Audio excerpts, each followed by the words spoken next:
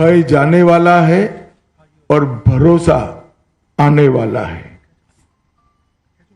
हमने कल देर रात तक हमारे सभी विधानसभा के कार्यकर्ताओं के साथ भारतीय जनता पार्टी बंगाल की टीम ने एक असेसमेंट करा है, जो पोलिंग हुई है ऐसा इसका, और मैं स्पष्ट रूप से आपको बताना चाहता हूं 152 सीटों में से 110 से ज्यादा सीटें भारतीय जनता पार्टी जीतने जा रही है।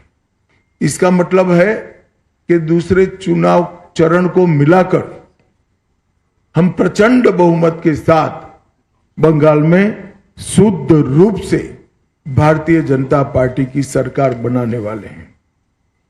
मित्रों, मैं थोड़े आंकड़े भी देना चाहता हूं। 16 के चुनाव में 1278 लोग घायल हुए थे, 21 में 1681, 23 के पंचायत में 664 और 24 के आम चुनाव में 761। उसकी तुलना में 30 से कम लोग कल घायल हुए। ये बताता है कि बाय एंड लार्ज चुनाव शांतिपूर्ण तरीके से हुआ है और मृत्यु का आंकड़ा एक भी नहीं है। और ये जो चुनाव बढ़ा है, मतदान बढ़ा है, वो भारतीय जनता पार्टी की सरकार बनाने का, परिवर्तन का मतदान। क्योंकि जिस तरह से प्रधानमंत्री जी और हमारे बाकी नेताओं की रैलियों को प्रतिसाद मिला है, रोड शो को प्रतिसाद मिला है, वो प्रतिसाद कल प्रथम चरण में बैलेट मशीन के अंदर बंद हो गया है।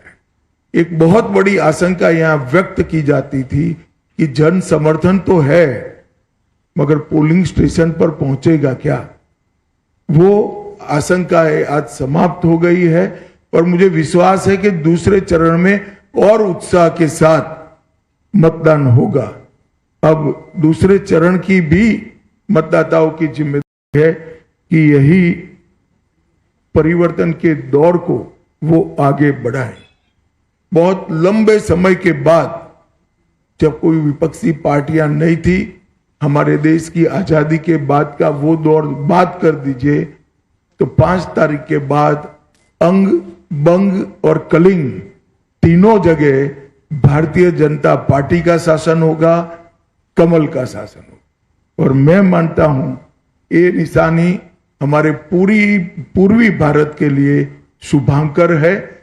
नरेंद्र मोदी जी ने 2014 में कहा था कि भारत की दोनों भुजाओं का, भारत माता की दोनों भुजाओं का सम विकास होना चाहिए।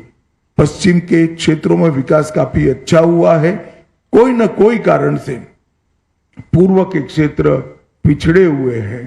पूरा नॉर्थ ईस्ट, बंगाल, बिहार, उड़ीसा, ये पूरा भारतीय जनता पार्टी का शासन आने के बाद ये जो शुरुआत मोदी जी ने करी है पूर्व के विकास की, पूर्वोदय की, इसकी भी गति तीव्रता के साथ बढ़ेगी।